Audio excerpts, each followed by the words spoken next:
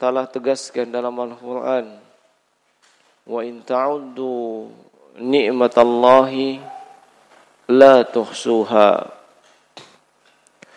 Dan jika kalian mau mencoba menghitung-hitung nikmat dan karunia Allah, niscaya kalian tidak akan bisa untuk menghitung dan menjumlahnya.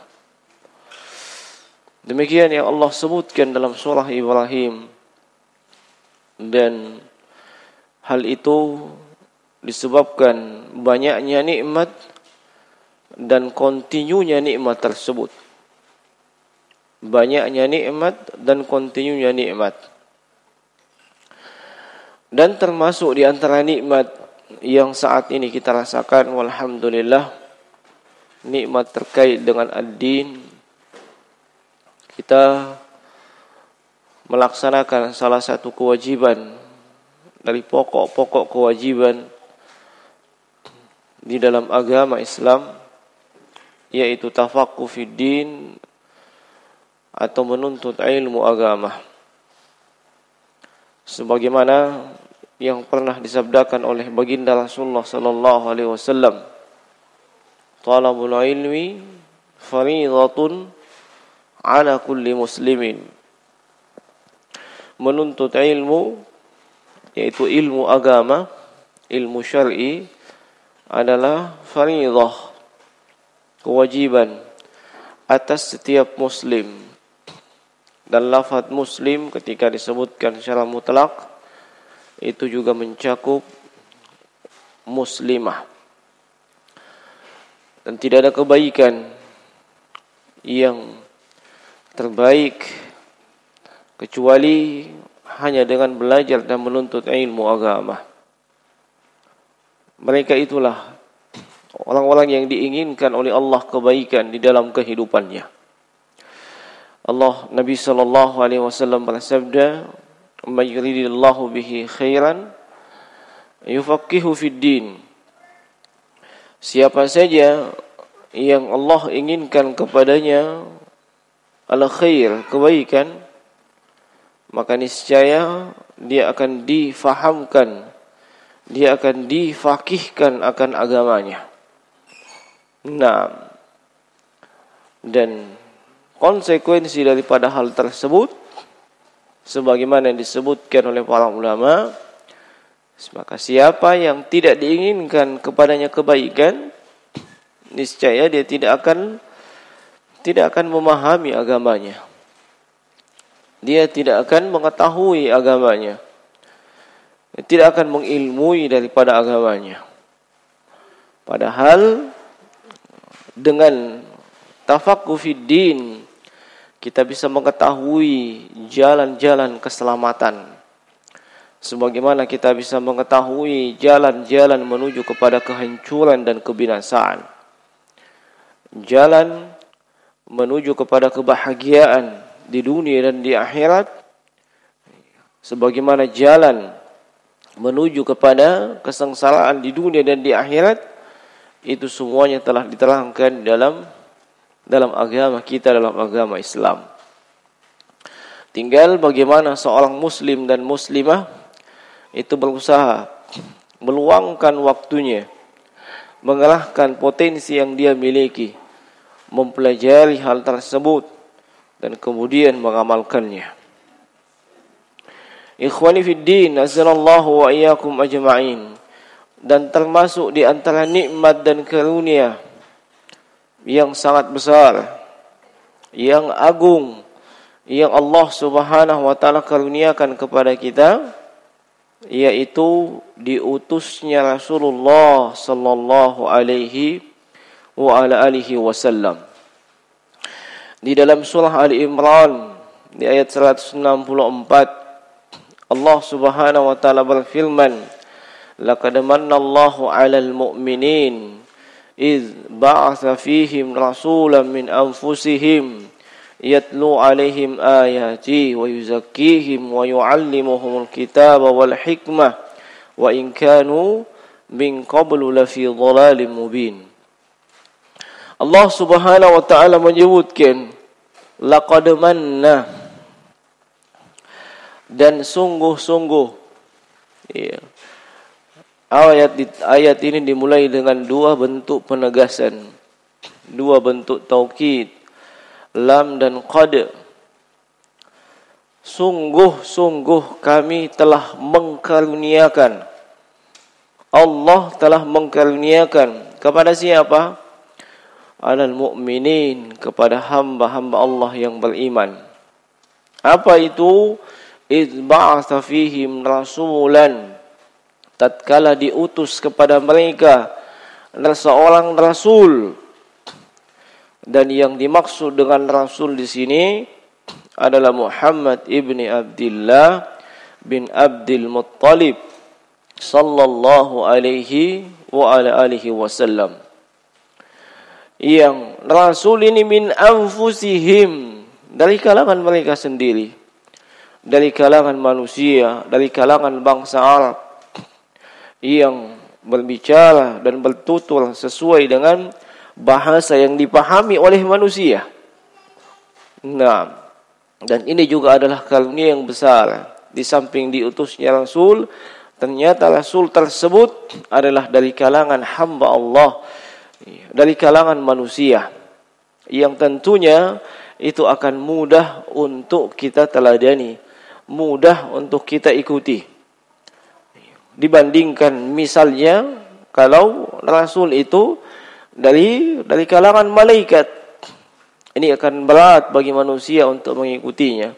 Sebab para malaikat itu dibekali dengan ketaatan penuh kepada Allah dan tidak bermaksiat sedikit pun, tidak dibekali dengan hawa nafsu, sehingga mereka ini tidak ada keinginan untuk menikah, berkeluarga dan seterusnya. Tapi walhamdulillah, yang diutus kepada kita adalah seorang rasul dari kalangan manusia, yang tentunya bagi manusia itu mudah untuk mengikutinya. Yang yatlu alaihim ayatihi, yang dibacakan atas mereka ayat-ayatnya, wa yuzakkihim, mentazkiyah, mensucikan mereka dari dosa, wa yu'allimuhumul kitab wal hikmah, mengajarkan kepada mereka Alkitab, Al-Quranul Karim, wal hikmah, dan al-hikmah di sini sebahagian ulama tafsir menyebutkan adalah as-sunnah. Naam. Wa in kanu min qablu la fi dhalalim mubin. Padahal sebelumnya mereka ini berada di atas kesesatan yang nyata. Naam. Ikhwani fid din, azzalallahu wa iyyakum ajmain. Asy-Syaikh Abdul Rahman Nasir As-Sa'di rahimahullahu taala, tatkala beliau menjelaskan ayat ini, beliau mengatakan, hadhil minnatu allati imtanallahu biha ala ibadihi aqbalun ni'am. Nikmat ini yang Allah karuniakan kepada hamba-hambanya. Nikmat apa itu? Nikmat diutusnya Rasul. Diutusnya Rasulullah sallallahu alaihi wasallam. Nikmat ini, kata beliau, adalah termasuk akbarun ni'am. Nikmat yang paling terbesar. Bal asluha, bahkan inilah pokok dari nikmat-nikmat yang ada. Wahiyal imtinan alaihim bihadzal rasul al-karim alladhi ankadahumullahu bihi minad dhalalah wa 'asamahum bihi minal halakah. Yaitu diutusnya Rasul yang mulia ini, yang dengan diutusnya Rasul yang mulia ini dapat menyelamatkan mereka dari kesesatan dan juga kebinasaan. Menyelamatkan manusia dari kesesatan dan kebinasaan. Jemaah sekalian rahimani wa rahimakumullah, kesuksesan yang hakiki, kesuksesan yang sejati, yang setiap muslim dan muslimah hendaknya memikirkan dan fokus pada hal tersebut adalah ketika Allah menyelamatkan dia dari neraka dan kemudian memasukkannya ke dalam surga. Ya. Ini kesuksesan yang hakiki, kesuksesan yang sejati. Dan tidak akan mungkin kita bisa mengetahui jalan untuk masuk ke dalam surga. Demikian pula jalan yang bisa menghindarkan kita dari neraka kecuali setelah diutusnya Rasul sallallahu alaihi wasallam.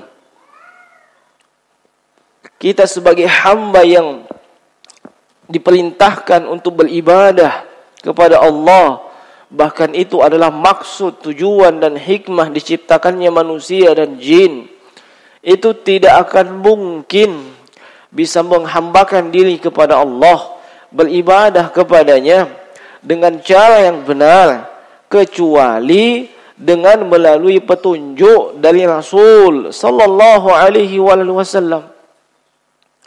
Kalau manusia dibiarkan beribadah sesuai dengan keinginannya, maka hilang hikmah diutusnya Rasul. Hilang hikmah diturunkan Alkitab, Al-Quran. Kalau manusia ingin beribadah sesuai dengan keinginannya, sesuai dengan hawa nafsunya, maka tidak akan mungkin diutus Rasul, tidak akan mungkin diutus Alkitab. Tetapi diturunkan Alkitab, diutusnya Rasul sallallahu alaihi wasallam ini untuk menjelaskan kepada manusia ini jalan kebenaran, ini jalan kesesatan, ini jalan kebenaran menempuhnya dengan cara demikian, jalan kesesatan dihindari dengan cara demikian, dan di jalan keselamatan itu ada menghambakan diri kepada Allah, caranya demikian dan seterusnya.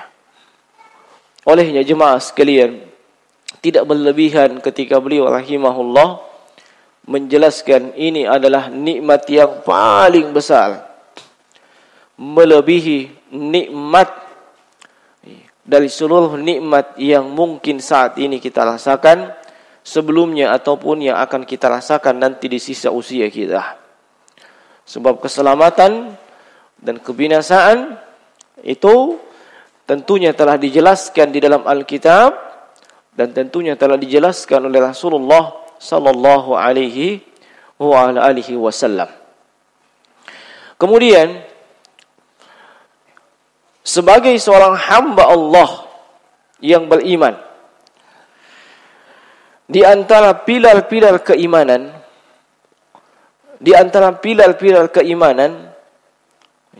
adalah wajib mencintai Rasul sallallahu alaihi wasallam secara khusus.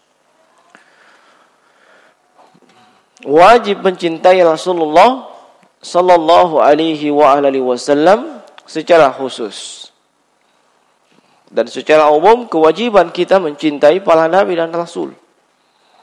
Nah, kewajiban kita mencintai mereka, beriman kepada mereka dan tidak kufur. Nah, akan tetapi untuk Rasul sallallahu alaihi wasallam itu lebih ditekankan lagi.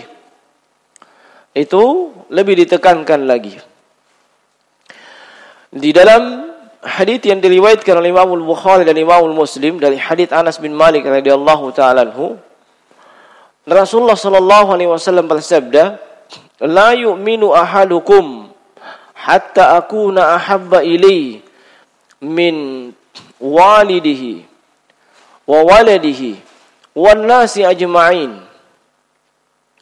Tidak beriman salah seorang di antara kalian sampai dia menjadikan aku lebih dia cintai dibandingkan kecintaannya kepada orang tuanya, kepada ayahnya, dan dibandingkan kecintaannya kepada anaknya. dan dibandingkan dengan kecintaannya kepada seluruh manusia. Di sini Nabi memberitakan tidak beriman. Bagi mereka yang tidak mendahulukan cintanya kepada aku, itu lebih dia dahulukan dibandingkan kecintaan kepada seluruh manusia, siapapun manusia itu. Siapapun manusia tersebut. Nah, hadits ini disebutkan oleh Imam Al-Bukhari di salah satu bab di kitab Sahih beliau tentang pokok-pokok kewajiban, yaitu mencintai Rasulullah sallallahu alaihi wasallam. Nah, dan yang dimaksud dengan la yu'minu ahadukum, yakni tidak beriman salah seorang antara kalian adalah tidak beriman dengan keimanan yang sempurna. Tidak beriman dengan keimanan yang sempurna. Itu artinya seseorang yang ingin mencapai kesempurnaan iman, maka hendaknya dia memperhatikan siapa yang menjadi prioritas kecintaannya. Siapa yang menjadi prioritas kecintaannya. Nah, kalau para pendahulu kita yang saleh, seperti misalnya sahabat ridwanullahu anhum ajma'in, mereka benar-benar berusaha untuk mencapai tingkatan iman yang sempurna.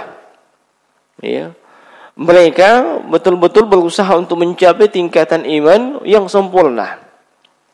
Misalnya Umar bin Khattab radhiyallahu ta'ala anhu, itu pernah bersama dengan Rasulullah sallallahu alaihi wasallam, di mana di saat itu beliau sallallahu alaihi wasallam sedang memegang tangannya Umar. Nah, di saat itulah Umar radhiyallahu ta'ala anhu mengatakan, "Ya Rasulullah, la anta ahabbu ilayya min kulli syai'in illa min nafsi." Wahai Rasulullah, engkau adalah manusia yang paling saya cintai. Manusia yang paling saya cintai dari segala sesuatu kecuali diriku sendiri. Maksudnya apa? Segala sesuatu di dunia ini itu tidak ada apa-apanya. Yang Umar cintai dibandingkan segala sesuatu tersebut hanyalah Rasulullah. Tetapi selain Rasulullah masih ada yang beliau lebih cintai. Apa itu? Beliau lebih mencintai diri beliau sendiri. Dan ini tabiat manusia. Tabiat manusia cinta kepada dirinya. Sebagaimana tabiat manusia cinta kepada istrinya, cinta kepada suaminya, cinta kepada orang tuanya, bapaknya, ibunya, tabiat. Nah, wajar hal tersebut. Nah, sebagaimana Rasulullah sallallahu alaihi wasallam juga demikian. Sebagai manusia beliau mencintai keluarganya. Beliau mencintai keluarganya. Lihat saja ketika Ibrahim putra beliau wafat, beliau pun menangis. Itu bukti bahwasanya beliau juga merasa kehilangan. Dan merasa kehilangan tersebut menunjukkan bahwa beliau cinta dengan putranya. Nah, itu tabiat manusia, wajar. Tetapi jemaah sekalian, jangan sampai tabiat tersebut mengalahkan yang namanya keimanan kepada Allah Subhanahu wa taala. Nah, mengalahkan keimanan kepada Allah Subhanahu wa taala. Seperti contoh yang lain. Tabiat kita tentu butuh makan dan minum.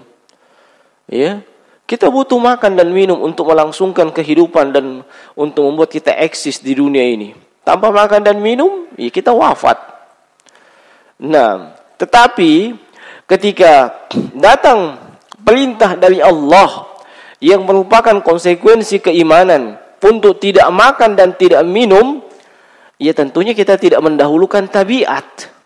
Ya, kita lebih mendahulukan keimanan. Ya. Ketika diperintah untuk menahan diri tidak makan dan tidak minum selama di bulan suci Ramadan, iya, tentu kita lebih mendahulukan keimanan kita. Iya, dibandingkan tabiat kita. Tabiat kita butuh makan, butuh minum, butuh pasangan hidup, iya, dan seterusnya. Nah, sama dengan ini jemaah sekalian rahimani wa rahimakumullah. Nah, Umar bin Khattab selain kecintaan beliau yang sangat besar kepada Nabi, iya, tidak ada yang bisa mengalahkan itu kecuali kecintaan beliau pada diri sendiri. Nah, tapi apa yang terjadi jemaah sekalian ketika Nabi SAW mendengarkan ini? Iya, maka kata Nabi SAW, la walladhi nafsi biyadihi hatta akuna ahabba ilaika min nafsik. Tidak ya Umar, demi zat yang jiwaku berada di tangannya, iya, sampai engkau menjadikan aku, kata Nabi, lebih engkau cintai dibandingkan dirimu sendiri. Lebih engkau cintai dibandingkan dirimu sendiri. Maka jemaah sekalian, apa yang terjadi setelah itu? Umar bin Khattab itu tidak berpikir panjang. Ya, beliau tidak meminta waktu kepada Rasulullah, biar saya pikirkan dahulu. Ya, istilahnya orang Bugis, I'll think about it. Ya, nanti saya pikir-pikir dulu. Ya, sebab masa saya lebih dahulukan Anda dibandingkan diri saya. Artinya apa? Contoh saja, iya, kalau keselamatan, keselamatan Anda lebih didahulukan dibandingkan saya. Iya, saya harus duluan mati untuk Anda. Seperti itu. Iya, kalau orang berpikir pakai logikanya orang filsafat, iya, tunggu dulu, pikir kak dulu. Iya, kasih waktu 3 hari, 3 bulan, 3 tahun. Atau mungkin 30 tahun. Ya. Tapi Umar bin Khattab tidak, jemaah sekalian. Di saat dan di momen itu juga, itu beliau mengatakan, fa innahul an wallahi la anta ahabba ilayya min nafsi. Kata beliau, iya, sekarang ya Rasulullah, iya, demi Allah, engkau lebih saya cintai dibandingkan kecintaanku kepada diriku sendiri. Ya, tidak ada, iya, tidak ada waktu yang diminta oleh Umar bin Khattab radhiyallahu taala. Nah, maka di saat itu pula Nabi mengatakan, al-an ya Umar. Nah, sekarang keimananmu baru dikatakan benar. Keimananmu baru dikatakan benar. Ini keimanan pendahulu kita yang soleh, para salafun as-soleh. Ya, nah, mereka membuktikan kecintaannya kepada Nabi Sallallahu Alaihi Wasallam. Makanya kita akan banyak membaca, baik dalam hadits-hadits nabawi yang melibatkan para sahabat, tabi'in dan seterusnya. Demikian pula dalam sirah nabawiyah, bagaimana pembelaan mereka terhadap Rasulullah sallallahu alaihi wasallam sebagai bukti kecintaan mereka kepada Nabi sallallahu alaihi wasallam. Ya. Nah, sebagai bukti kecintaan mereka kepada Rasulullah sallallahu alaihi wasallam. Nah, ini jemaah sekalian. Jadi kesimpulannya, mencintai Rasulullah pokok keimanan. Bahkan tidak akan sempurna seseorang itu dikatakan beriman dengan sempurna sampai dia menjadikan Rasulullah lebih dicintai dibandingkan segala-galanya di dunia ini. Sehingga, iya, ketika kita ditanya, Anda punya istri? Punya. Yang mana lebih kau cintai, istrimu dibandingkan Rasulullah? Saya lebih mencintai Rasulullah sallallahu alaihi wasallam. Ya. Kau punya keluarga? Iya. Yang mana kau lebih cintai?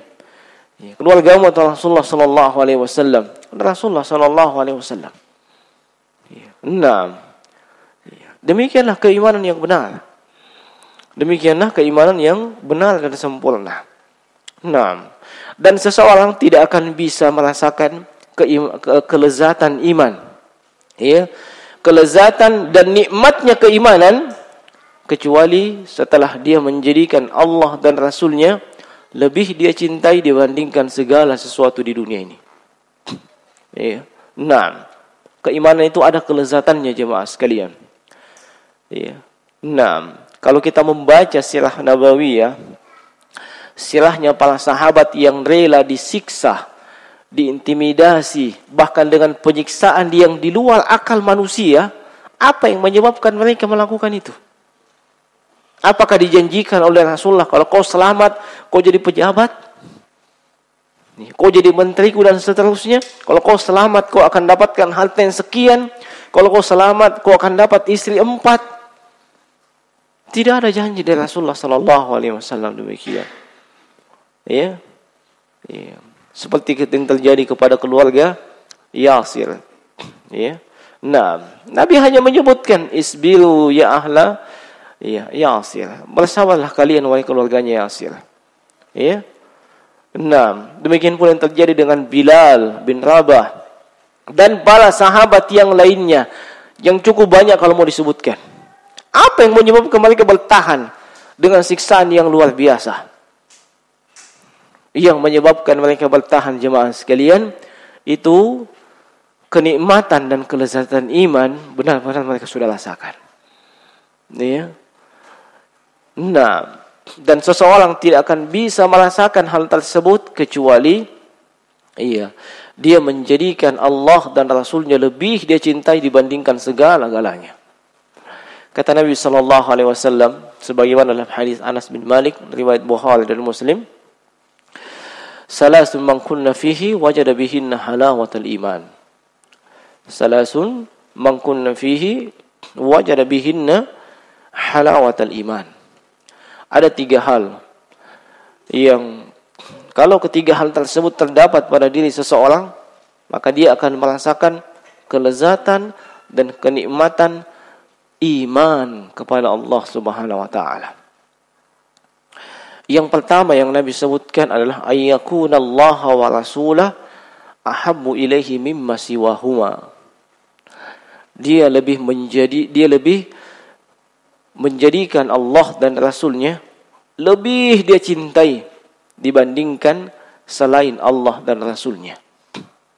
Selain Allah dan Rasulnya masuk dunia ini, ya, masuk keluarga kita, masuk semua orang yang kita cintai.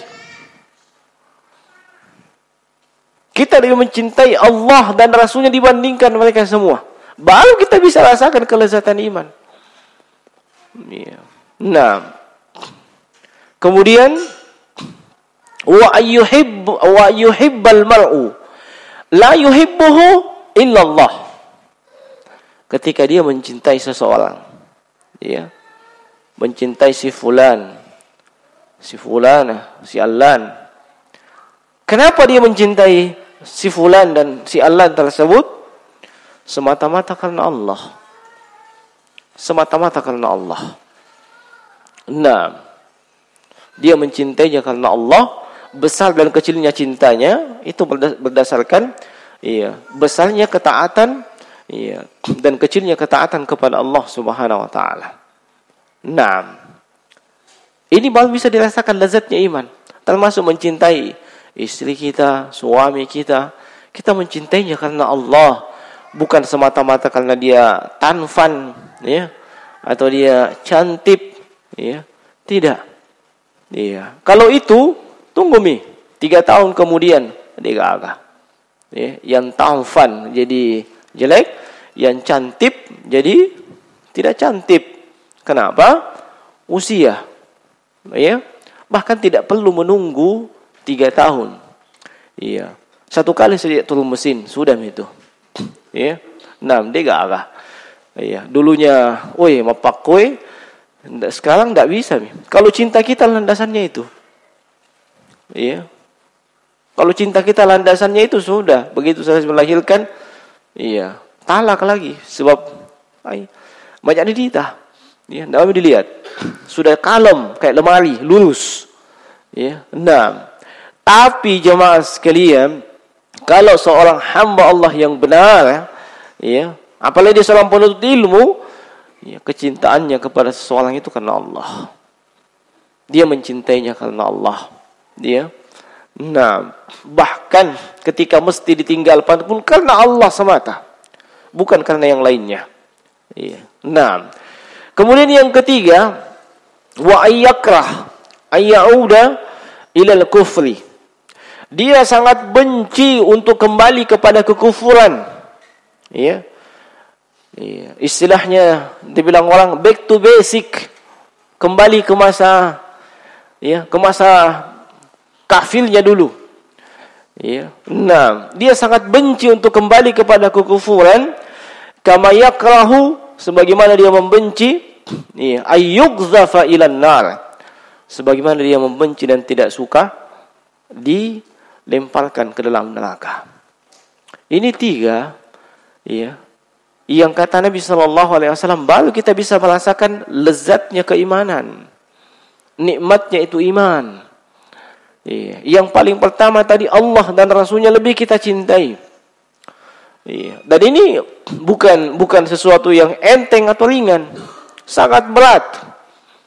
Ya. Dan hanya bisa dilakukan oleh manusia pilihan. Ya. Dan manusia pilihan yang sudah pernah membuktikan itu hanyalah para sahabat dan generasi setelahnya. Sehingga wajar kalau mereka disebut sebagai khairun nas di dalam Al-Quran. Ya. Mereka disebut sebagai khairu ummah. Ya. Kuntum khairu ummatin ukhrijat lin-nas ta'muruna bil ma'ruf wa tanhauna 'anil munkar wa tu'minuna billah. Dalam surah Al-Imran, ya. Nah, kalian adalah umat yang terbaik. Iya. Siapa kalian di masa turunnya ayat ini?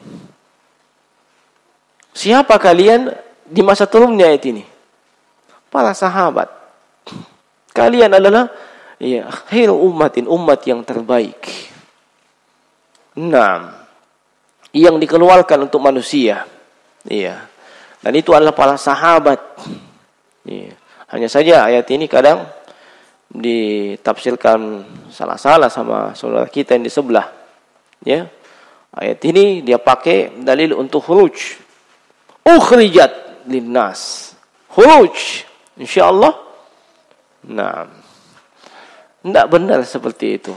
Ya. Nah, kalian adalah umat yang terbaik. Siapa di situ? Para sahabat. Lah, kalau itu para sahabat, bagaimana dengan kita? Tenang. Ada ayat yang lain yang bisa kita masuk di situ. Ya. Nah, siapa yang mana itu? At-Taubah ayat 100. As-sabiquna al-awwaluna minal muhajirin wal ansar walladzina tabauhum biihsan. Ya. Dan mereka yang mengikuti dengan baik. Jadi tenang aja. Antum bisa jadi mereka, seperti mereka kalau walladzina tabauhum biihsan. Ya, mengikuti mereka dengan baik. Bukan asal ikut.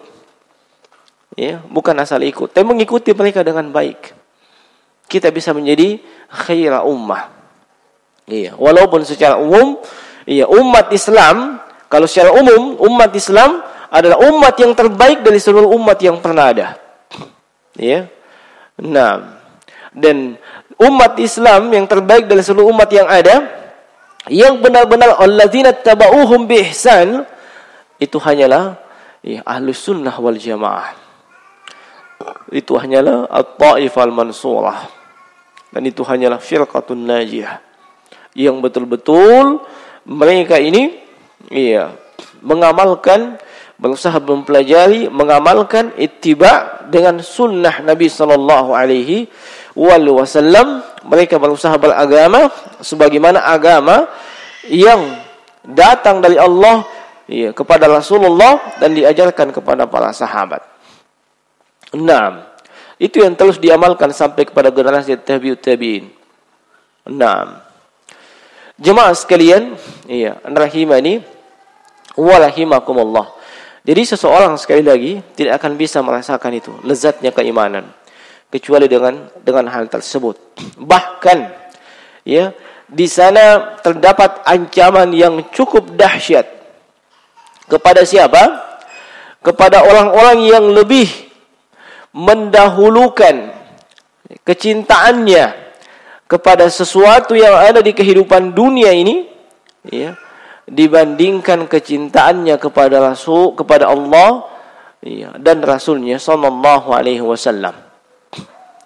Di dalam surah At-Taubah di ayat yang ke-24, Allah Subhanahu wa taala berfirman, "Qul in kana aba'ukum aw abna'ukum aw ikhwanukum wa azwajukum wa ashiratukum wa amwalukum اقترفتموها وتجارة تخشون كسادها ومساكن ترضونها أحب إليكم من الله ورسوله وجهاد في سبيله fatarabbasu hatta ya'ti Allahu bi amri wallahu la yahdil qaumal fasiqin." Allah berfirman, "Qul," katakan. Ini yatawajjah ilan nabi atau khitabnya nabi. Katakan wahai Muhammad, ya, kalau kalian lebih mencintai siapa? Bapak-bapakmu, ya, anak-anakmu, saudara-saudaramu, istri-istrimu, ya, keluargamu, ya, harta benda yang kau miliki, ya, perdagangan yang kau khawatirkan kerugiannya, tempat tinggal yang lebih engkau cintai, ya, itu semua lebih kau dahulukan, lebih kau cintai dibandingkan Allah dan Rasulnya, dan dibandingkan dengan berjihad di jalan Allah, maka fatarabbasu, tunggu saja sampai Allah Subhanahu wa taala itu memberikan keputusannya. Dan Allah tidak memberi hidayah kepada siapa? Kepada orang fasik. Dicap fasik, ya, dicap fasik. Siapa yang cap fasik? Allah Subhanahu wa taala, ya. Dia lebih cintai, ya, apa yang ada di dunia ini dibandingkan Allah dan Rasulnya. Fasik. Nah, ini ancaman yang cukup keras. Nah, ancaman yang cukup dahsyat. Dan seorang hamba Allah itu tentunya, ya, ketika mendapatkan, ya, wa'id atau ancaman yang keras dari Allah dan Rasulnya, tentu dia akan sangat memperhatikan hal tersebut dan tidak ingin ia masuk ke dalam, ya, bagian yang mendapatkan ancaman tersebut. Nah, ikhwani fiddin azinallahu wa iyyakum ajma'in. Sehingga kesimpulan sementara bahwasanya wajib kita mencintai Rasul sallallahu alaihi wasallam.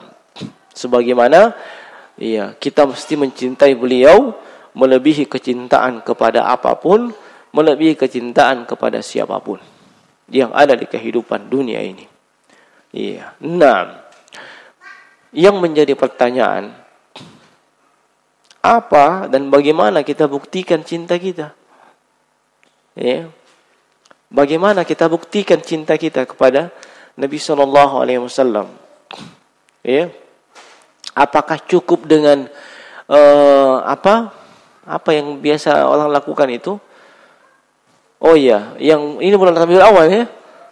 Nah, apakah dengan itu, ya, kita ingat Nabi, ya Rasulullah, uhibbuka ya Rasulullah, ya, maka dilakukanlah yang namanya ulang tahunnya Nabi, ya. Nah, ya, kenapa? Maulid itu ulang tahun kamasih, ya. Cuman dia pakai bahasa Arab, ya. Kalau di tempat berbeda, ya, namanya pasti happy birthday, ya. Tapi karena ini Nabi itu adalah nabinya orang Islam, ya, dan beliau dari Arab, ya, pakai istilah-istilah Arab lah, Maulid, ya. Nah, mawalidah itu mengacu kepada waktu kelahiran dan tempat kelahiran. Iya. Nah, iya. Contoh dalam hadits, "Ma min mauludin," ya, ma min mauludin yuladu illa ala fitrah. Fa abawahu yuhawidani au yumajjisani au yunassirani. Nah, jadi maulid itu kelahiran. Kelahiran. Tinggal kalau bahasa Indonesianya kan itu ulang tahun. Nah, itu diklaim sebagai bukti mencintai Nabi sallallahu alaihi wasallam. Dan klaim itu ada yang membela mati-matian dan juga ada yang membantah mati-matian. Ada yang membela mati-matian itu perayaan dan membantah mati-matian. Yang membela mati-matian tentu dengan berbagai argumen, berbagai alasan dan seterusnya. Sebagaimana orang yang membantahnya juga membantah argumen tersebut. Namun di sini saya tidak akan terlalu banyak menyinggung tentang masalah maulid itu. Saya hanya akan fokus pada bagaimana membuktikan atau bukti cinta kepada Nabi. Terkait dengan masalah maulid ini sekedar untuk kita jadikan renungan saja. Silahkan difikirkan dengan matang, dengan jernih. Pikir-pikir, coba. Nabi selama 63 tahun beliau hidup kurang lebih. Bersama dengan 12 istri beliau, bersama dengan sejumlah sahabat yang konon jumlahnya 124 ribuan. Kok tidak pernah beliau ungkapkan saya tuh lahir tanggal sekian. Tidak pernah. Kok beliau berani bilang tidak pernah? Buktinya kalau ada pasti dinukil. Ada penukilan dari fulan bin fulan, dari fulan bin fulan, dari istri Nabi misalnya. Dinukil. Akan sampai riwayatnya kepada kita. Itu. Makanya para ulama ahli sejarah, ahli tarikh, ketika mereka hendak menetapkan kapan tanggal kelahiran Nabi, mereka berbeda pendapat. Ada yang mengatakan tanggal 12 Rabiul Awal. Seperti dalam Sirah Ibnu Hisham ada juga yang mengatakan tanggal 9 Rabiul Awal. Seperti yang dikuatkan oleh Syekh Albani dan juga Syekh Muhammad bin Shalih Al-Utsaimin. Ada yang mengatakan tanggal 8 Rabiul Awal. Ada yang mengatakan tanggal 10 Rabiul Awal. Banyak. Kenapa? Memang tidak ada tidak ada penegasan dari Nabi, tidak ada penegasan dari istri beliau dan para sahabat. Kira-kira kalau itu sesuatu yang sangat urgen dalam agama, apakah layak untuk tidak disampaikan ke umat? Layak untuk disampaikan ke umat? Kan tidak. Kalau memang ini sangat urgen, sangat penting, sangat penting misalnya ini, tidak boleh, ini harus sampai kepada umat yang paling terakhir hidup. Pasti akan dinukil. Pasti akan dinukil. Dan tidak mungkin para sahabat, tabi'in, tabi'ut tabi'in, imam mazhab yang 4 dan istri-istri Nabi semuanya tidak mungkin mereka bersepakat menyembunyikan itu. Tidak mungkin. Misalnya istri Nabi diberitahu misalnya tanggal kelahiran Nabi tanggal sekian. Sembunyikan. Oh, enggak lah. Kan begitu. Tidak mungkin mereka bersepakat akan hal tersebut. Sebagaimana dimaklumi bahwasanya la yajtami ummati ala dhalalah. Tidak akan bersekutu, tidak akan bersepakat umatku ini di atas kesesatan. Ini kandungan yang pertama. Kandungan yang kedua, sepakat para ulama, kalau tadi tanggalnya beda. Tanggalnya berbeda. Tapi sepakat para ulama, Nabi wafat pada tanggal 12 Rabiul Awal. Sepakat para ulama, Nabi wafat tanggal 12 Rabiul Awal. Kalau tanggal kelahiran, berbeda pendapat para ulama. Ini kandungan yang kedua. Dari kandungan ini silahkan memikiri tanggal 12 Rabiul Awal, apa yang kulayakan. Kelahiran raka. Kok saya pakai bahasa orang sana ya? Harusnya pakai bahasa orang sini ya. Afwan ya. renungan yang ketiga, sepakat para ulama, jazakallahu khair. Sepakat para ulama, Nabi lahir pada hari Senin. Ya, bukan Selasa, bukan Ahad. Ya, apalagi Minggu. Ya. Nah, hari Senin. Sepakat para ulama. Kenapa? Ada dalilnya, ada riwayatnya. Ketika Nabi ditanya, ya, tentang puasa Senin, apa kata beliau? Dzaka yauma wulidtu fihi wa yauma bu'istu. Kan gitu. Itu hari saya diutus. Itu hari saya dilahirkan. Dan hari Senin juga saya diutus. Ya. Nah, berdasarkan riwayat tersebut, wah, sepakat para ulama. Nabi lahir pada hari apa? Hari Senin. Nah, setelah itu coba kita perhatikan. Biasanya apa kebiasaan Nabi kalau hari Senin? Apa? Makan-makan, bikin pesta? Hah? Ternyata antum tahu. Jago dia. Mau puasa kalau hari Senin. Sebab beliau puasa pada hari Senin itu zaka yauma wulidtu wa yauma bu'istu wa unzila fihi. Maksudnya itu hari saya dilahirkan, saya diutus jadi nabi, atau saya diturunkan kepada saya Al-Qur'an. Ya. Nah, Nabi ternyata puasa. Nah, saya tanya lagi, kalau kita melakukan perayaan dalam Islam, itu perayaan puasa? Misalnya kita Idul Fitri, ya. Allahu Akbar, Allahu Akbar. Puasa, gitu. Atau Idul Adha. Kita puasa pada hari Idul Adha? Iya, kan tidak. Atau hari Jumat, kayak kemarin. Kita khususkan hari Jumat kan hari raya. Kita puasa? Tidak boleh, dilarang oleh Nabi. Nah, silahkan kalian berpikir jemaah sekalian. Kalau hal yang dirayakan dalam Islam itu, ya, seperti dalam konteks hadits, ya, yaumu aklin wa syurbin, hari makan dan minum. Itu kalau konteks perayaan dalam Islam, ya. Itu adalah hari ibadah, hari makan dan minum. Makanya haram berpuasa kalau hari raya dalam Islam. Haram berpuasa. Ya, biar ku jago, tetap haram berpuasa. Idul Fitri haram berpuasa. Idul Adha haram berpuasa. Hari Jumat kita khusus puasa Jumat tuh haram. Ya. Sudah dilarang oleh Nabi. Ya. La takhtassu siyami bi yaumil Jum'ah. Jangan kalian mengkhususkan puasa hanya pada hari Jumat, kecuali kalian iringi sehari sebelumnya atau sehari setelahnya. Ya, tak boleh, diharamkan.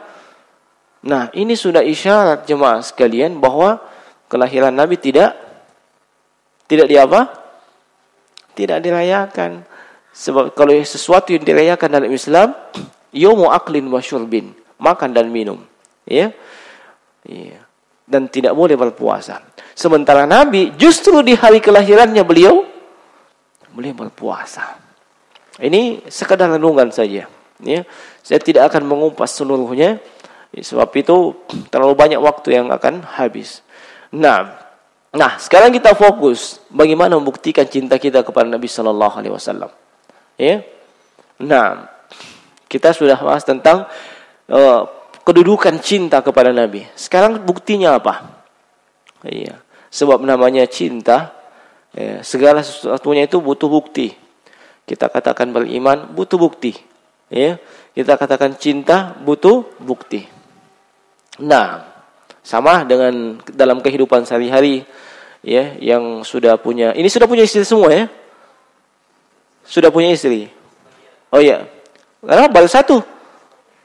Oh, sebagian, ya, saya salah dengar, ya. Nah, baik.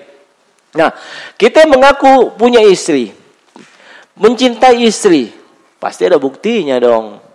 Iya kan? Pasti ada bukti. Iya. Nah, kau mencintai istri, buktikan dulu. Sebaliknya, Anda mencintai suami Anda, pasti ada buktinya. Tidak mungkin tidak ada. Kalau tidak ada, bisa dibilang cintamu cinta hoax.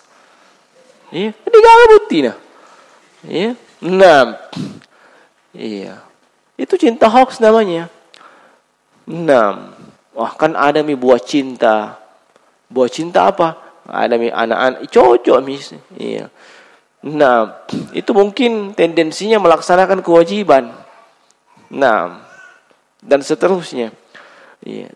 Tapi yang ingin saya tekankan jemaah sekalian, pasti ada bukti tanda bahwasanya kita cinta kepada kepada pasangan kita atau orang yang kita cintai. Sebagaimana cinta kepada Nabi itu juga ada buktinya. Dan bukti itu harus konkret, real. Bukan cuma hayalan, bukan cuma klaim, bukan cuma sekedar statement, apalagi wacana. Tidak. Tapi ada buktinya. Apa bukti yang pertama? Kita cinta kepada Nabi sallallahu alaihi wasallam. Di sini saya menukil apa yang diriwayatkan dari Al-Imam Asy-Syafi'i, Muhammad bin Idris Asy-Syafi'i rahimahullahu taala. Beliau katakan, innal muhibbu liman yuhibbu muti'. Ya. Orang yang mencintai kepada yang dicintainya, itu dia akan taat. Dia akan taat. Ini benar enggak? Ya. Anda cinta istri Anda, disuruh tolong belikan bakso. Ya. Bakso yang granat. Padahal dia tahu enggak ada itu di Wajo bakso granat misalnya. Ya, tapi karena bukti cinta sama dia, pergi saja sambil memutar otaknya apa nanti alasannya pulang enggak ada. Ya. Nah, orang yang mencintai Nabi sallallahu alaihi wasallam itu akan mentaati Nabi. Iya. Dan ketaatan itu pada dua hal. Ya, ketaatan itu pada dua hal. Yaitu melaksanakan perintah dan menjauhi larangan. Ketaatan itu pada dua hal, melaksanakan perintah dan menjauhi larangan. Nah, Anda tidak akan dikatakan taat dengan benar kalau cuma melaksanakan perintah doang. Ya. Atau sebaliknya, Anda tinggalkan larangan. Ya. Tidak boleh, tidak korupsi, tidak begal, tidak merampok, tidak berzina, tidak minum khamar. Tapi Anda tidak melaksanakan perintah, tidak sholat. Anda belum termasuk orang yang taat. Ya. Ketaatan itu pada dua hal. Laksanakan perintah, tinggalkan larangan. Nah, mereka yang mengaku cinta kepada Nabi sallallahu alaihi wasallam, wajib dia mentaati Nabi dalam hal perintah.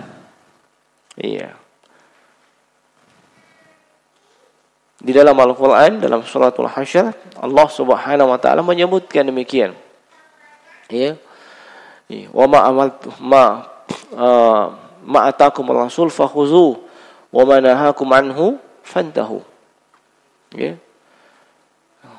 Apa yang didatangkan kepada Rasul kepada kalian, ambil, pegang, laksanakan, laksanakan. Dan apa yang dilarang untuk kalian, tinggalkan.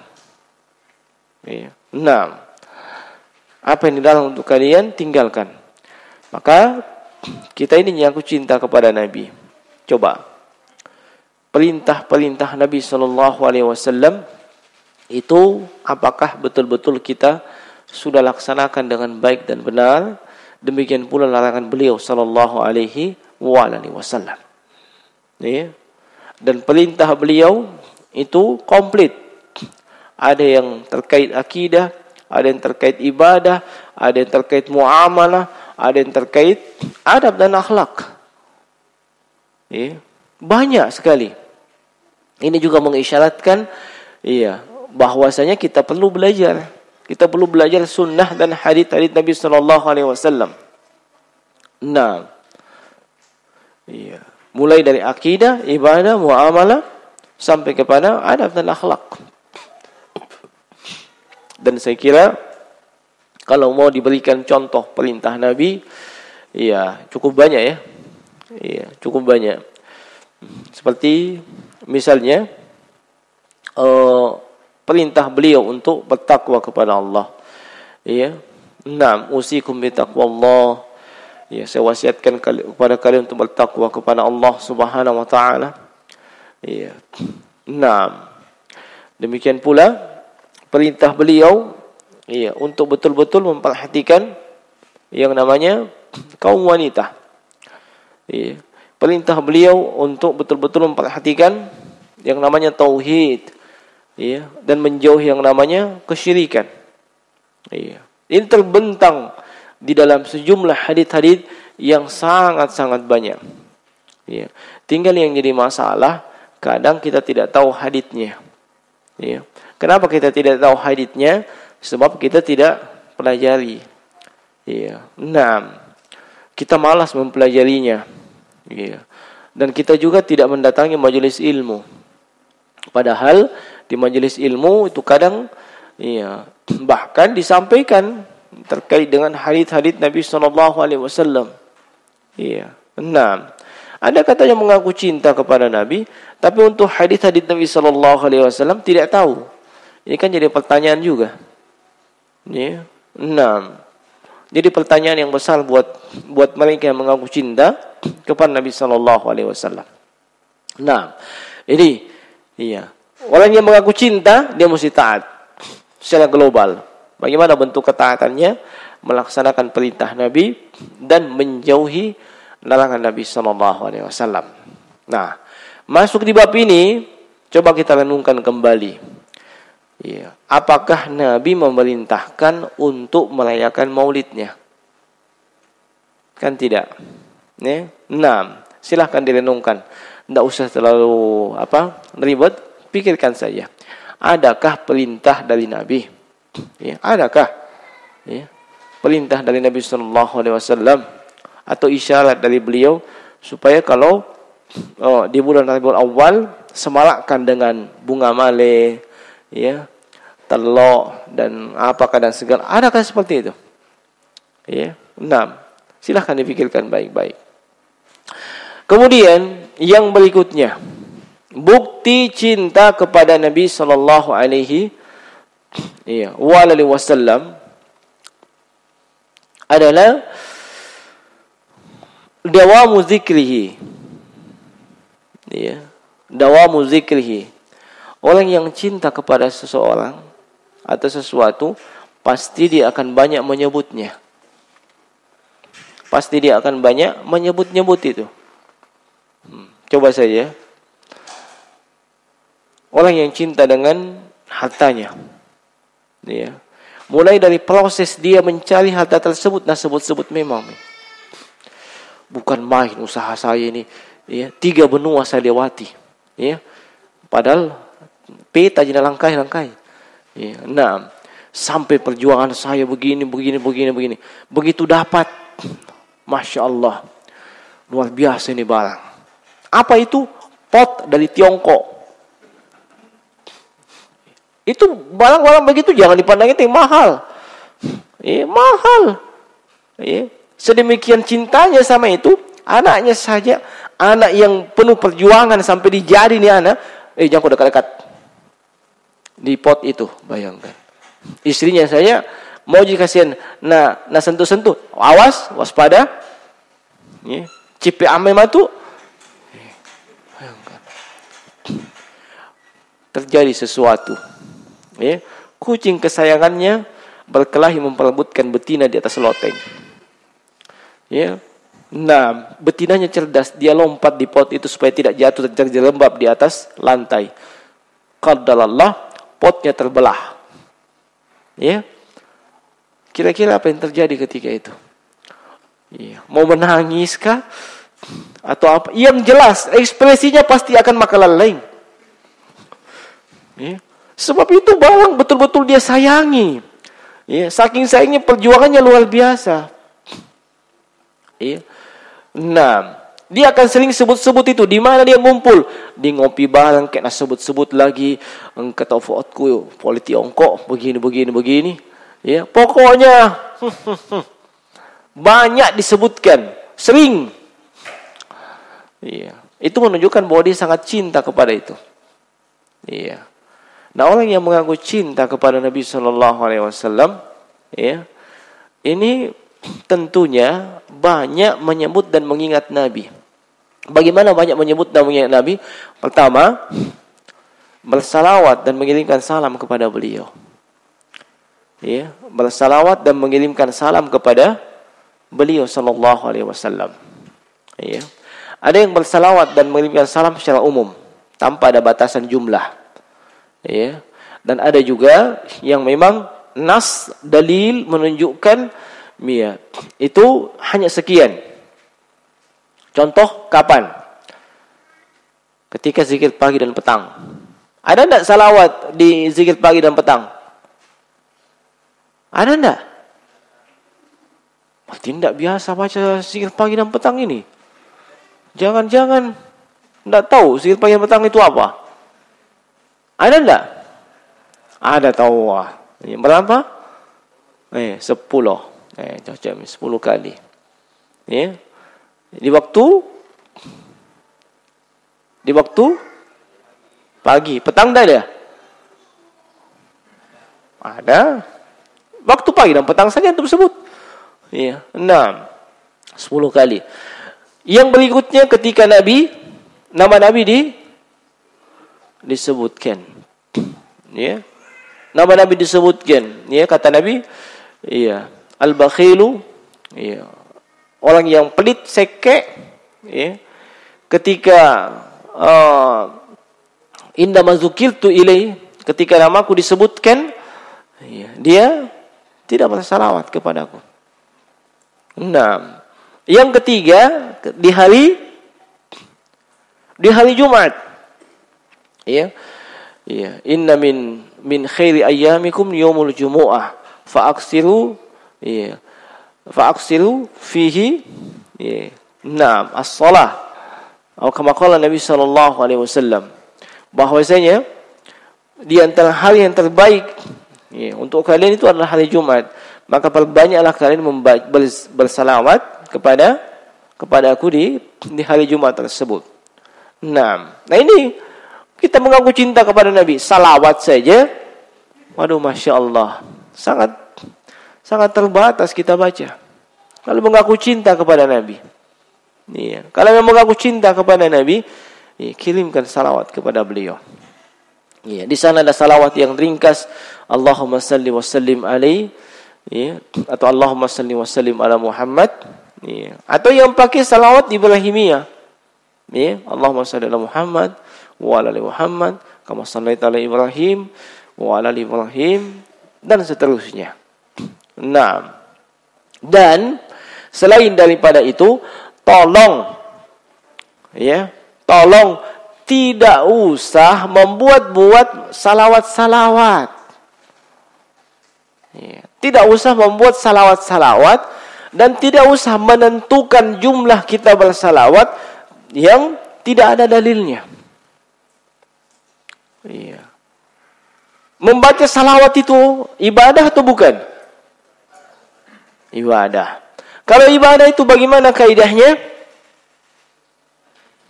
Iya. Al-aslu fil ibadati tahrim hatta jaa dalil tadullu ala masyru'iyatiha. Asalnya ibadah itu haram, tidak boleh dilakukan sampai ada dalil yang menunjukkan itu disyariatkan. Ya, itu asalnya ibadah. Beda muamalah. Al-aslu fil muamalati al-ibahah. Muamalah itu mubah. Silakan lakukan, jalan sampai ada dalil yang melarang. Nah, ini membaca salawat ibadah atau muamalah? Ibadah. Kalau begitu, iya, tidak boleh kita sembarangan, iya, di dalam bersalawat. Iya, cukupkan diri kita dengan yang ada tuntunannya dalam sunnah. Iya, seperti yang kita sebutkan tadi. Nah, dan tidak usah bikin-bikin. Iya, ada salat nariyah, salawat jariyah, apakah dan seterusnya. Iya. Nah, di sini mungkin ada salawat asadiyah, ada ya? Tidak ada. Kan asadiyah di sini tuh terkenal. Iya. Nah, dan saya sangat hormat dengan beliau, ya, Kiai Haji As'ad. Ya. Saya baca sirah beliau, maksudnya sirah perjalanan beliau menuntut ilmu luar biasa. Iya. Nah, Kiai Haji As'ad. Nah, makanya disebut As'adiyah. Nah, wajar yang seperti itu. Nanti antum juga bikin, ya. Nah, maksudnya bikin apa? Bikin pondok pesantren maksudnya. Nah, tidak usah bikin jemaah sekalian, cukup yang ada. Ya. Cukup yang ada tuntunannya. Iya. Nah, kemudian dalam menentukan jumlah itu tentunya kita hanya mengacu kepada dalil yang ada. Kalau dalil yang ada menunjukkan jumlahnya sekian, itu yang kita baca. Kalau dalil menunjukkan umum atau mutlak, ya, kita boleh membacanya tanpa ada jumlah batasan yang ada. Ya. Dan di sini juga saya memperingatkan kepada seluruh ikhwan, seluruh akhwat dan seluruh kawan-kawan, ya, bahwasanya apa yang banyak beredar di media sosial, ya, termasuk di antaranya di YouTube, ya, tentang model-model salawat. Iya, ada kan biasa kita lihat salawat Gus Fulan. Ya. Nah, iyalah. Iya. Antum kayak padahal termasuk jadi penontonnya. Buktinya nonton jutaan. Ya, yang subbreaker juga jutaan. Ya. Nah, sementara kasih yang mereka yang betul-betul salawatnya sesuai dengan tuntunan, view-nya enggak sampai 10. Ya. Nah, dan termasuk kebidahan jemaah sekalian itu mesti dilakukan. Ya, dilakukan. Apa istilahnya?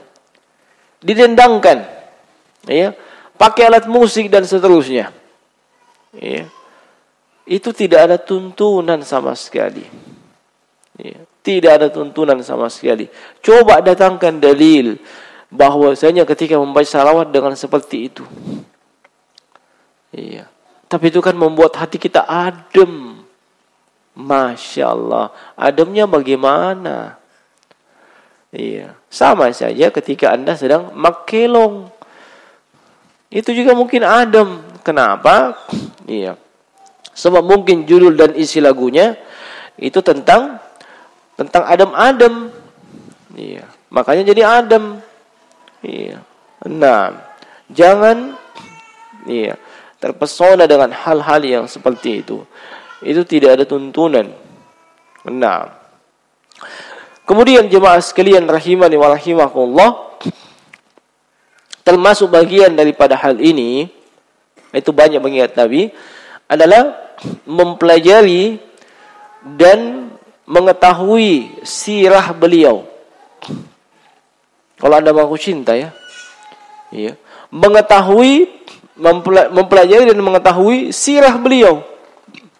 Kalau memang Anda mengaku cinta kepada beliau.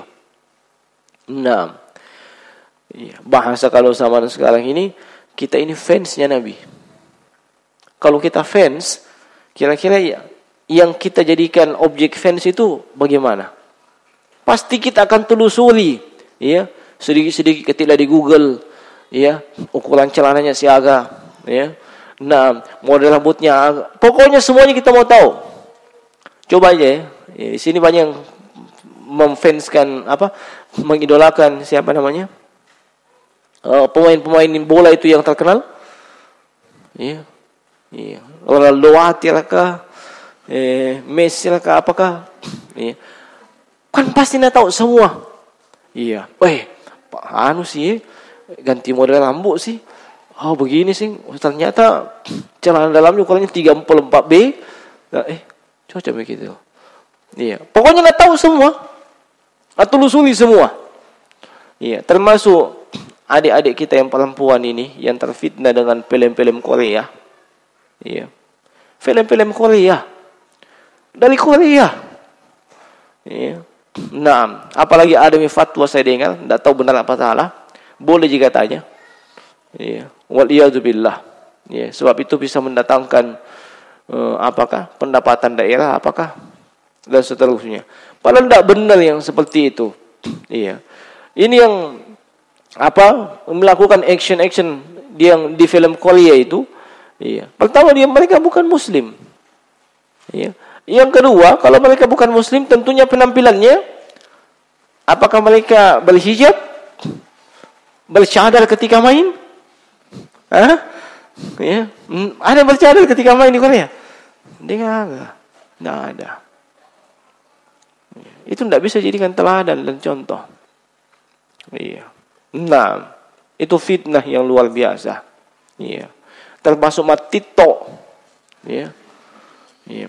Ini TikTok, jujur, iya, sudah banyak pertanyaan yang masuk kepada saya. Bagaimana hukumnya? Iya. Maka karena saya bilang saya belum ada waktu yang banyak untuk pelajari TikTok itu apa. Tapi yang sampai ke saya, maksudnya sampai beritanya ke saya dan saya lihat, TikTok itu semuanya isinya musik, gitu.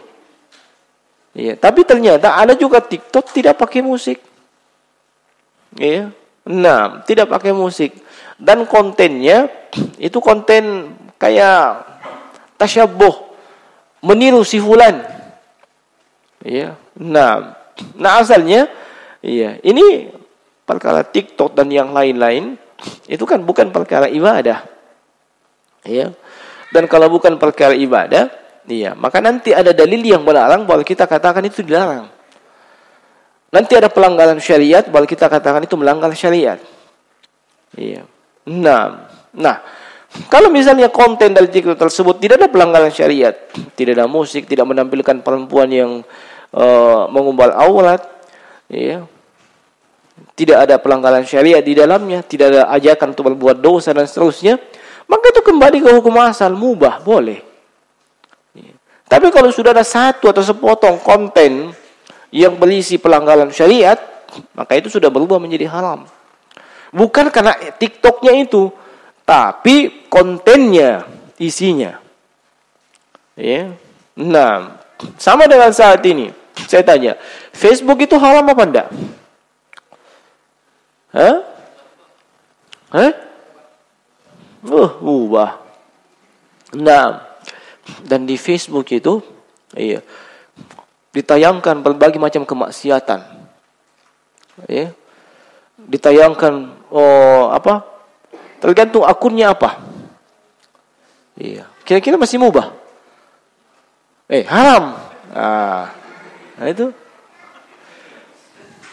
Nah, dan kayaknya kita ini ada di Facebook saat ini. Ya. Madrasah. Nah, iya. Makanya, iya, saya katakan terkadang jemaah sekalian, iya, kita lihat kontennya itu apa. Iya.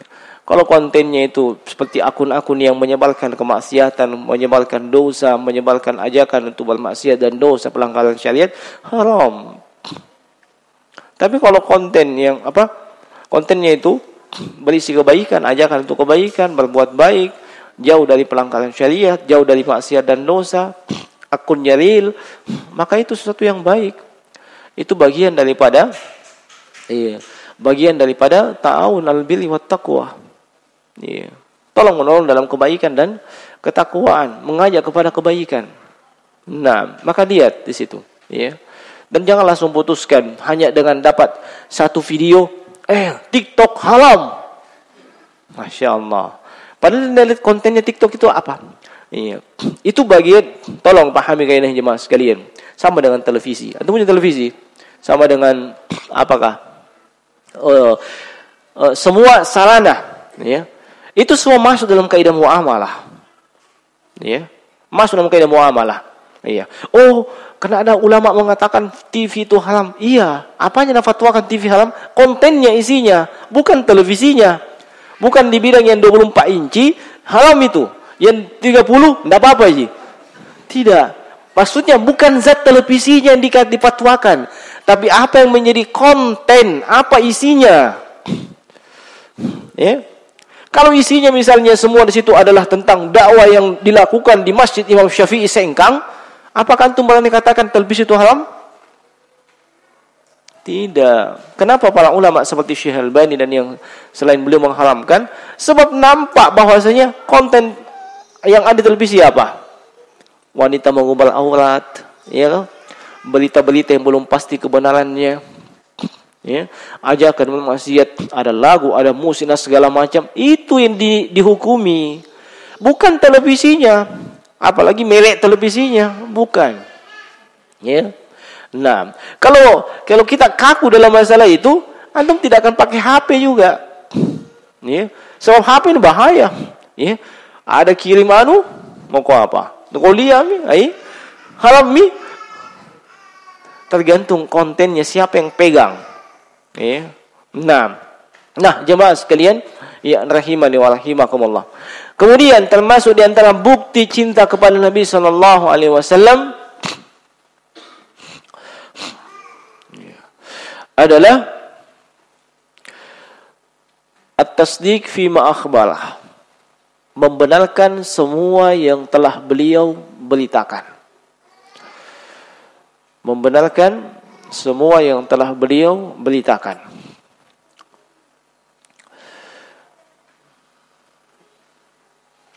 Sebab Nabi sallallahu alaihi wasallam itu berbicara dengan wahyu, bukan dengan hawa nafsu. Allah tegaskan dalam surat An-Najm, di awal surat An-Najm, "Wa ma yantiqu 'anil hawa in huwa illa wahyun yuha." Nabi tidak berbicara dengan hawa nafsunya, tetapi beliau tidak berbicara dengan hawa nafsunya. Tapi beliau berbicara berdasarkan wahyu dari Allah Subhanahu wa taala. Nah, mungkin ada yang komplain, bukankah Nabi manusia biasa? Bisa saja salah. Kan begitu? Nah, Nabi Allah sebutkan, ya, beliau manusia biasa. Nabi juga sebutkan diri beliau manusia biasa. Dan wajar kalau salah, namanya manusia. Tetapi Nabi itu dibimbing wahyu oleh Allah Subhanahu wa taala. Sedikit melakukan kesalahan, itu langsung diluruskan. Yang luruskan siapa? Allah Rabbul Alamin. Dan itu banyak kita temukan. Ya. Sebagai contoh misalnya di awal-awal surah Abasa. Ya. Awal-awal surah Abasa. Abasa wa tawalla. Abasa yakni muka kecut, bermuka masam, wa tawalla, berpaling. Ya. An ja'ahul a'ma, ketika datang kepada dia seorang yang a'ma, buta. Ya. Wa ma yudrika la'allahu yazakka aw yazakka fatanfa'uhu dzikra. Ya. Kau tidak tahu, bisa jadi dia itu datang itu menginginkan kebaikan. Dia menginginkan peringatan dan dia bisa mendapatkan manfaat dari hal tersebut. Itu ceritanya, datang Abdullah ibn Ummi Maktum yang buta kepada Nabi di saat Nabi sallallahu alaihi wasallam sedang menghadapi para pemuka-pemuka Quraisy. Ya, menghadapi mereka, menyampaikan Islam kepada mereka supaya mereka masuk Islam. Datang pisik Abdullah ibn Maktum. Iya. Nah, artinya Nabi lebih memprioritaskan siapa? Para pemuka Quraisy, menyampaikan Islam itu begini dan seterusnya. Tujuannya apa? Harapannya supaya mereka bisa masuk Islam. Tapi di saat yang bersamaan datang juga Abdullah ibn Maktum. Nah, dan ini tegur oleh Allah Subhanahu wa taala. Makanya turunkan surah Abasa. Diluruskan Nabi sallallahu alaihi wasallam. Ya. Makanya kalau ada yang mengatakan, wah Nabi kan manusia biasa, bisa salah, bisa keliru. Betul. Tapi ketika beliau keliru, langsung diluruskan oleh Allah Subhanahu wa taala. Ya. Sehingga beliau terbimbing oleh wahyu. Kita wajib mempercayai, ya, dengan seyakin-yakinnya semua yang beliau beritakan di dalam hadits-hadits yang sahih. Pastikan terlebih dahulu haditsnya adalah hadits yang sahih minimal hasan. Iya. Nah, pastikan terlebih dahulu baik itu peristiwa yang terjadi di masa yang akan, di masa yang lalu, ya, atau peristiwa yang terjadi di masa yang akan datang. Nah, tayyib. Kita ringkas. Kemudian di antara bukti bahwa kita cinta kepada Nabi sallallahu alaihi wasallam adalah la na'budullaha illa bima syara'ah. Kita tidak melakukan ibadah kecuali sesuai dengan tuntunan beliau. Kita tidak melakukan ibadah kecuali sesuai dengan tuntunan beliau. Semua bentuk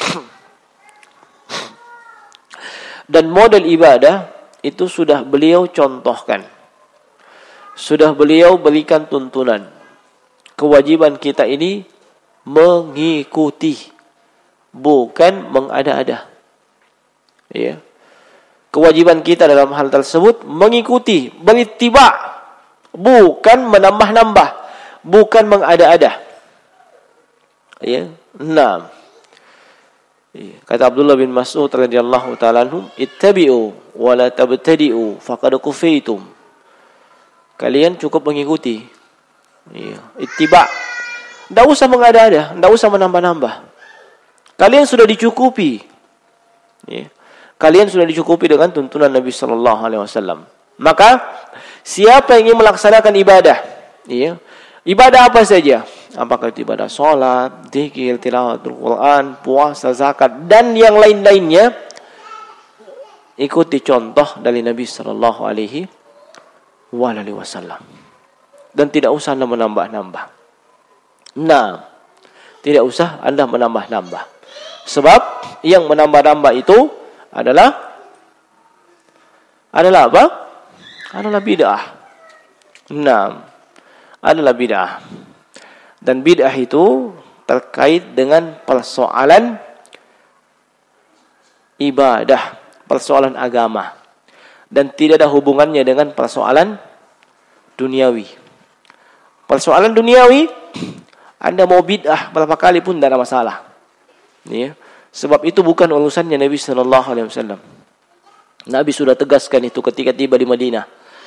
Ya, di Madinah beliau tiba, ya, mata pencaharian penduduk kota Madinah kan bertani. Beda dengan Makkah. Makkah kering kerontang, otomatis mereka kebanyakan pedagang. Ya, tapi di Madinah banyak petani. Sampai di Madinah, iya, Nabi ditanya bagaimana mengawinkan tanaman ini dengan tanaman ini supaya jadi bagus. Iya. Nabi katakan, antum a'lamu bi umuri dunyakum. Urusan dunia kalian lebih tahu. Iya. Jadi bukan ranahnya urusan dunia itu kebidahan, bukan. Iya. Nah, termasuk yang kita pakai kan ini bid'ah. Ya. Itu depan itu dua bid'ah. Bahkan semua yang ada di sini ini bid'ah. Ya. Kenapa? Dulu tidak ada kalian. Di mana kalian dulu? Tidak ada tuh. Saya juga bid'ah. Karena nanti saya lahir, iya. Kemudian, ya, ini untuk urusan duniawi, untuk urusan ibadah itu yang dipersoalkan. Ya, maka saya kadang juga mau menggelek-gelek ketawa ketika ada yang mengaku ustadz, tapi ketika dia bahas masalah bid'ah, bahas masalah mic, bahas masalah ini apa segala macam. Pilih madongo. Itu bid'ah itu urusan ibadah. Ya, bukan urusan duniawi. Iya. Kan urusan duniawi kan Nabi sudah katakan antum a'lamu bi umuri dunyakum. Urusan dunia kalian lebih tahu daripada saya. Nabi tidak ngurus itu. Ya, mau kau pakai mic di sini, urusanmu. Ya, itu bukan bid'ah. Ya. Nah, yang dibahas itu masalah ibadah jemaah sekalian. Ya. Nah, makanya kalau paham yang seperti itu, antum juga jangan sembarangan ambil guru ya. Nah, biar masalah bid'ah dan atau dibedakan. Bahaya. Kemudian termasuk bukti bahwa kita mencintai Nabi sallallahu alaihi wasallam adalah membela beliau. Ya. Membela beliau, membela kehormatan beliau. Nah, dan terkait dengan masalah ini, iya, mungkin masih fresh dalam ingatan kita bagaimana yang dilakukan oleh si Om Macron, ya, presiden dari negeri Perancis. Iya, kita sudah tahu lah apa yang terjadi. Iya. Lalu, iya, bagaimana sikap kita sebagai seorang Muslim? Seorang muslim itu wajib membela kehormatan Nabi sallallahu alaihi wasallam, baik di masa beliau hidup maupun ketika beliau sudah wafat. Ya. Nah, itu kewajiban yang pokok, ya, terhadap beliau. Bahkan jangankan manusia, jangankan hamba Allah yang beriman, ya, para malaikat saja itu membela Nabi sallallahu alaihi wasallam. Dan mereka mencintai Nabi sallallahu alaihi wasallam dan sangat tidak menginginkan ada yang menghina, mengintimidasi atau menyakiti Nabi sallallahu alaihi wasallam. Ya. Coba lihat ketika Nabi ke Taif. Ya, pernah dengar kisahnya Nabi ke Taif? Ya. Nabi ke Taif untuk berdakwah. Sebab di Makkah itu banyak yang menolak dakwah beliau. Kenapa? Sebab banyak provokator. Ya. Setiap datang berdakwah ada provokator di belakangnya. Iya, jangan kau terimai. Kau mau tinggalkan agama nenek kita. Begitu. Banyak provokator deh, kasihan. Ya, maka beliau ke Taif. Sampai di Taif beliau mendatangi siapa? Para pemuka-pemukanya. Tapi dasar provokator yang dari Makkah itu tetap ada, iya, sampai juga ke sana bikin provokasi. Ya. Akhirnya apa? Dakwah Nabi ditolak juga. Iya, bahkan anak-anaknya ini mereka iya disuruh lempari Nabi. Nabi dilempari dengan batu, iya kan? Iya, sampai kaki beliau berdarah, dilempari dengan batu. Iya, bayangkan malaikat itu tidak tahan dengan tindakan itu. Iya. Sampai malaikat menawarkan, dikasih tawaran. Iya. Artinya ada tawaran dari malaikat, iya, yaitu 2 gunung yang mengapit Taif. Itu kan sekali saya dikasih begini kan hancur. Iya, tawarannya begitu. Nabi tinggal bilang, "Iya." Ya. Kalau kita di Palobo, "Ya, sambaki." Ya. Nah, tinggal cukup bilang, "Naam, iya." Sudah hancur di Taif. Iya. Nah, kan begitu. Iya. Ditawarkan oleh malaikat. Tapi Nabi sallallahu alaihi wasallam itu sangat cinta kepada umatnya. Iya. Beliau tidak mau. Iya. Beliau punya harapan. Iya. Dari anak keturunan mereka ada yang kenal dengan Islam. Mungkin bapaknya, neneknya sekarang ini kepala batu semua. Ya. Tapi anak cucunya, ya, mudah-mudahan dari situ ada yang ya masuk ke dalam Islam. Makanya beliau terkenal ya. Allahumma ghfir liqaumi fa innahum la ya'lamun. Iya, beliau disakiti, beliau hanya malah mendoakan, ya Allah ampunilah kaumku. Ya. Ampunilah kaumku, sebab mereka ini tidak tahu. Nah, itu doanya Nabi sallallahu alaihi wasallam. Nah, syahid dari sisi ini jemaah sekalian, malaikat saya tidak terima perlakuan orang yang menyakiti Nabi sallallahu alaihi wasallam. Malaikat. Iya. Apalagi para sahabat radhiyallahu taala anhum, luar biasa. Iya. Pernah ada seorang Yahudi datang mau menagih utang sebenarnya ke Nabi. Iya. Menagih utang. Nabi kan pakai apa itu istilahnya? Apa kalau kita di sini sebut ini? Mas Sorbang agak ya, begini, lihat begini. Ini orang Yahudi datang, langsung natal itu. Tak. Jadi kayak terjerat lehernya Nabi.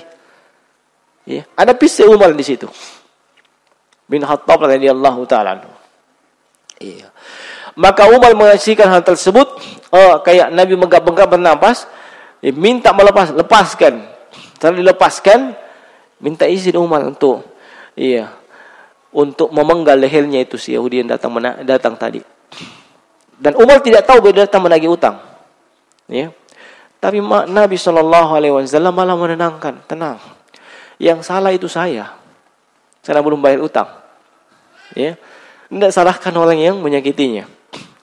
Syahidnya di sini bagaimana sikapnya Umar. Ya. Terjerat leher sedikit saja Nabi, beliau tidak terima. Iya. Nah, beliau tidak terima Nabi SAW disakiti. dilecehkan, diintimidasi dan seterusnya. Dan itu pula lah sikap kita sebagai seorang muslim dan muslimah. Kita wajib marah, kita wajib tidak terima dengan apa yang dilakukan si Macron itu dan orang yang semisal dengan Macron atau Macron jilid 2, jilid 3 dan seterusnya. Kita wajib tidak terima. Hanya kita wajib juga memposisikan diri kita di posisi apa? Kita di posisi apa? Kalau kita di posisi sebagai seorang penuntut ilmu dan mungkin mengetahui ilmu terkait dengan masalah tersebut, maka di posisi ini kita wajib menjelaskan kepada umat kedudukan Nabi SAW, sebagaimana kita pun menjelaskan bahwasanya kita wajib membela beliau. Kita wajib membela beliau dan kita marah dengan apa yang dilakukan oleh mereka. Nah, adapun mereka yang posisinya sebagai ulil amri, ulil amri, itu ulil amri, kalau misalnya yang melakukan tindakan penghinaan kepada Nabi di negeri Islam, dia tinggal di negeri Islam, maka ulil amri berhak untuk mengeksekusi mati orang yang seperti itu. Nah, berhak untuk mengeksekusi mati orang seperti itu. Kalau dia tinggal di negeri Islam, ulil amrinya. Kalau dia adalah orang kafir dan tinggal di negeri kafir, apakah boleh kita melakukan boleh membunuh orang yang menghina Nabi? Boleh, dengan syarat diizinkan ulil amri. Diizinkan oleh ulil amri. Nah, Anda boleh bunuh dia, tapi dengan syarat diizinkan oleh ulil amri. Nah, maka kalau Anda tidak mendapatkan izin, maka jangan. Kemudian statusnya mereka yang awam, rakyat biasa dan seterusnya, di saat seperti itu, yang paling basic dan paling mendasar, dia membela kehormatan Nabi SAW sesuai dengan kemampuannya. Sesuai dengan kemampuannya. Jangan dia melampaui batasannya. Jangan dia melampaui batasannya. Nah, kalau misalnya dalam bentuk pembelaan tersebut dia ingin memboikot produk yang datang dari negara yang menghina Nabi SAW, tafadhal, silahkan. Walaupun di sini hendaknya kita perhatikan maslahat dan mudarat yang bisa timbul. Contoh apa? Anda ingin memboikot produk dari negara apakah itu namanya itu? Oh, Perancis, Paris, memboikot. Pokoknya boikot. Dan ternyata di rumahnya itu semuanya serba Paris, Perancis. Mobilnya Peugeot, boikot, bakar. Akhirnya kemana-mana jalan kaki. Nah, kan begitu. Merek pancinya, Eiffel. Atau Eiffel kan di sana. Boikot semua. Mungkin rumahnya bakar semua. Itu namanya menyusahkan diri. Nah, maka lihat. Maka kita posisikan diri kita dan dilihat. Kalau misalnya ada produk lain yang sama levelnya, apalagi itu produk dalam negeri, itu baik, itu yang kita gunakan. Kita boikot produk yang dari sana. Itu untuk ranah pribadi-pribadi. Saya mau boikot begini dan seterusnya. Tapi jangan Anda memprovokasi massa. Memprovokasi massa untuk melakukan itu. Kenapa? Maslahat dan mudarat itu Anda harus siap tanggung kalau melakukan itu. Anda mengajak massa, boikot dan seterusnya. Ini orang-orang yang kita aja ini bukan pada satu kedudukan dan keadaan.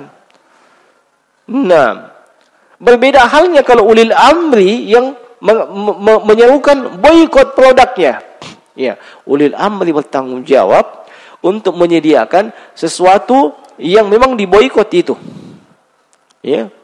Diboikot semua barang pecah belah dari sana. Ulil amri yang boikot, tidak ada masalah. Ulil amri pemerintah siapkan barang pecah belah, cadangan. Tapi kalau masyarakat suruh boikot itu, kamu dapat dari mana? Ini provokatornya siap-siap bertanggung jawab. Ya, makanya fatwa para ulama jelas. Untuk ranah pribadi silahkan. Ya. Nah, ranah pribadi silahkan. Tapi untuk memprovokasi massa, wah, itu pertimbangan maslahat dan mudarat itu ada. Ya. Terutama sesuatu yang memang hanya itu barang yang bisa digunakan. Siapa yang bisa mengganti barang tersebut? Nah, jadi tolong dipahami kedudukan kita, ya. Dan posisi kita itu di mana. Nah, dan saya tidak bermaksud mengatakan ini dengan tidak apa-apa aja kita pakai barang Perancis. Bukan. Ya. Kalau saya pribadi, ya saya boikot barang Perancis. Kenapa? Tidak ada memang barang Perancis sama saya. Ya. Banyak barang produksi dalam negeri, ya, ada made in Palopo, made in Sengkang itu dipakai. Lengkap ji. Kalau ada ji semuanya made itu made dalam negeri, ngapain pakai barang Perancis? Ya, enggak usah pakai barang Perancis. Nah, dengan catatan pula itu memberikan dampak signifikan buat mereka. Ya. Berdampak kepada mereka. Kalau diboikot seperti itu, otomatis ekonominya menjadi kolaps misalnya.